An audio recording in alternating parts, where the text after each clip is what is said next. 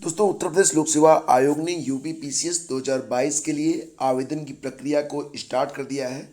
और ऐसा पहली बार हुआ जब शार्ट नोटिफिकेशन, जो कि प्रायः एक दिन पहले अखबारों में आता है, उसको जारी किए बगैर डायरेक्ट आवेदन लेने शुरू कर दिए गए।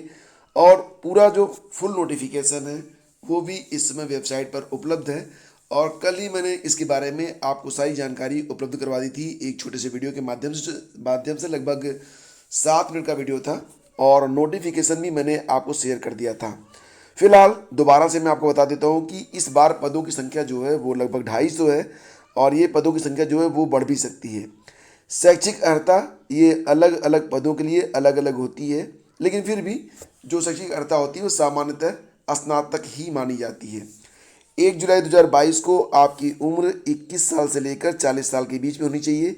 अगर आप रिजर्व कैटेगरी से आते हैं और उत्तर प्रदेश के निवासी हैं, तब आपको नियमानुसार छूट भी अनुमन्य रहती है।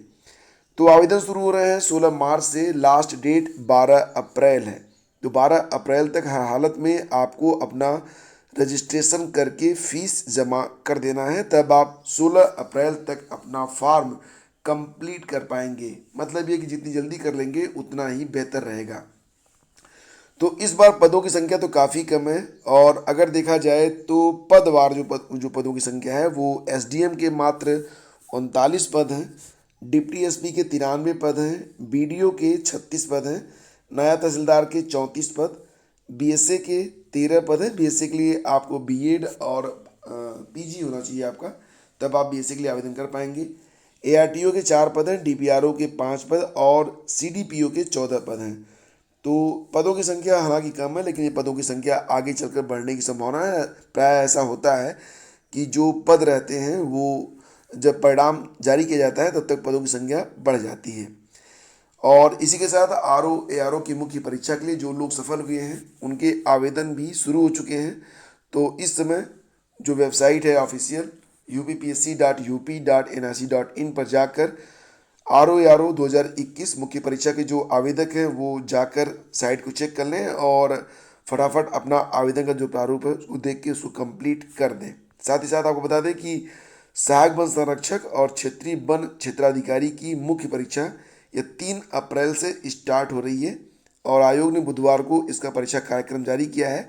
परीक्षा 3 से लेकर 20 अप्रैल के बीच संपन्न होगी।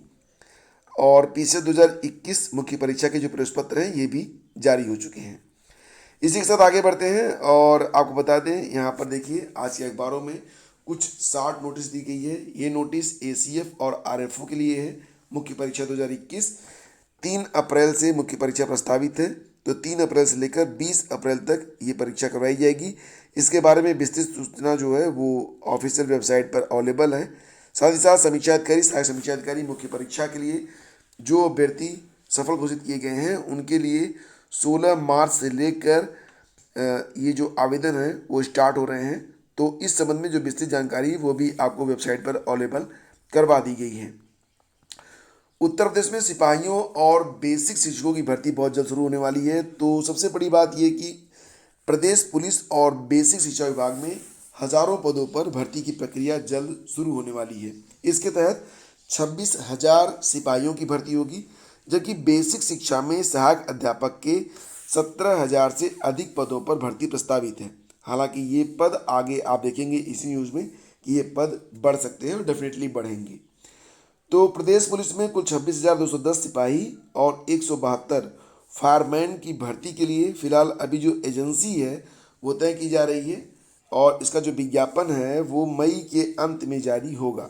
जुलाई में परीक्षा होगी और दिसंबर तक अंतिम चयन का परिणाम घोषित करने का लक्ष्य है। उत्तर प्रदेश पुलिस भर्ती बोर्ड के चेयरमैन राजकुमार विश्वकर्मा ने बताया है कि इस भर्ती के लिए एजेंसी चयन की प्रक्रिया शुरू हो गई है, जो अप्रैल मध्य तक पूरी कर ली जाएगी। फिर सरकार से अनुमोदन लेकर मई के अंत तक नोटिफिकेशन जारी किया जाएगा। और इस भर्ती में 20% पद महिलाओं के लिए रिजर्व रहेगा। बात करेंगे प्राइमरी शिक्षक भर्ती के बारे में, तो बेसिक शिक्षा विभाग में सहायक अध्यापकों के 60,000 से अधिक पद फिलहाल खाली हैं। तो 60,000 पद खाली हैं, लेकिन जो दिसंबर में कहा गया था भर्ती के बारे में तो उसमें 17,000 पदों पर भर्ती की बात कही गई थी, लेकिन क्योंकि सरकार बदल चुकी है, मतलब सरकार वही है लेकिन कार्यकाल बदल चुका है, तो अब नया जो नोटिफिकेशन है जारी होगा तो इस बार पदों की संख्या कम से 40,000 से लेकर 60,000 के बीच में हो सकती है। अप्रॉक्सीमेट कम से कम 40,000 पद रहेंगे, लेकिन पदों की संख्या एग्जैक्ट क्या होगी ये तो अभी इस पर डिसीजन नहीं लिया गया है। तो अब बस आप लोगों को तैयार रहना है। ये जो पदों की संख्या है अखबार के मुताबिक ये 40 से 50,000 के बीच में होनी चाहिए, लेकिन मुझे लगता है कि ये कम से कम ये पद जो हैं वो 45,000 पद हो सकते हैं। अब इतना मान के चलो, इससे कम तो नहीं होना चाहिए, इतना ही रहना चाहिए, ठीक है। और इसी के साथ देखिए आपको भी थोड़ा अलर्ट करने की ज़रूरत है। यहाँ पर आपको बता दें कि इस समय सोशल मीडिया पर कुछ फर्जी नोटिफिकेशन जारी किए गए हैं और इस नोटिफिकेशन से आपसे धन पैसा हटने की पूरी तैयारी की गई है। और झांसा ये दिया गया है कि अगर आप 8वीं से लेकर स्नातक तक हैं तब आप शिक्षक बन सकते हैं। तो केंद्र और राज्य सरकार के संयुक्त प्रयासों से संचालित समग्र शिक्षा अभियान के नाम पर ये जो प्रक्रिया है चलाई जा रही है, फर्जी प्रक्रिया, युवाओं को सरकारी शिक्षक बनाने के नाम पर फंसाने का मामला सामने आया है। समग्र शिक्षा अभियान के नाम पर तैयार वेबसाइट पर 8वीं से स्नातक पास तक के युवाओं को 42,500 रुपये तक की प्रति माह की नौकरी का ऑफर किया गया है। 18 से 40 आयु वर्ग के बेरोजगारों को 95,632 रिक्त पदों पर भर्ती का लालच दिया गया है। फर्जीवाड़ा करने वाले जो हैं उसके लिए वेबसाइट बनाए हैं समग्र डॉट शिक्षा अभियान .co.in। और यहाँ पर .co.in का मतलब तो आप समझ गए होंगे, जो ऑफिशियल वेबसाइट होती है गवर्नमेंट की, उस पर .gov.in होता है। तो यहाँ पर 990 रुपये फीस मांगी जा रही है, मतलब मुख्य ध्येय जो उनका था पूरा हो जाए। और वेबसाइट पर बाकी कोई जानकारी नहीं है। ये कहा गया है कि जब आप आवेदन कर देंगे, मतलब पैसा दे दोगे, तब आपको बताया जाएगा कि आपकी परीक्षा कब होनी है, परीक्षा ऑनलाइन होगी ये कहा जा रहा है। तो फिलहाल ये जानकारी इसलिए आपके लिए, ताकि अगर कोई इस तरह की न्यूज़ आपके पास आती है तो बिल्कुल एकदम फर्जी से मानना और इसको एकदम बाइकाट करना, और इसके बारे में अपने दोस्तों को भी अवेयर जरूर कर देना कि इस प्रकार की जो सूचना आ रही है उससे बिल्कुल अवेयर रहने की आवश्यकता है और इसमें आवेदन बिल्कुल भी नहीं करना है। और प्रदेश में होली के मौके पर इस बार 2 दिन का सार्वजनिक अवकाश रहेगा। प्रमुख सचिव जितेंद्र कुमार की ओर से जारी आदेश के अनुसार 2022 के लिए निगोशिएबल इंस्ट्रूमेंट एक्ट के तहत 18 मार्च के साथ साथ 19 मार्च को भी होली का अवकाश रहेगा। इसके पहले केवल 18 मार्च को ही होली का अवकाश था।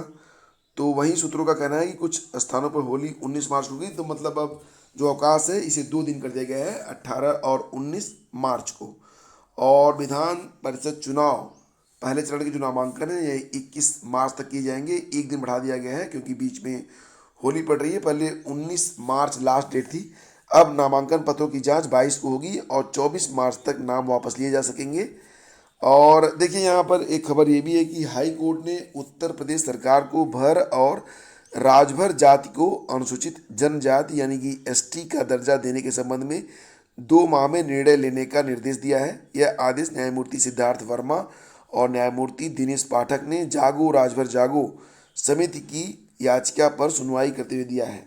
याची की ओर से तर्क दिया गया है कि उत्तर प्रदेश के राजभर समुदाय को अनुसूचित जनजाति की सूची में शामिल करने के लिए एक विधायक के माध्यम से केंद्र सरकार के समक्ष मामले को उठाया गया था। मामले में केंद्र सरकार ने 11 अक्टूबर 2021 को प्रदेश सरकार को पत्र लिखकर कहा कि इस मामले को तब तक हल नहीं किया जा सकता जब तक कि उत्तर प्रदेश सरकार भर व राजभर जाति को अनुसूचित जनजाति की श्रेणी में नहीं रखती है।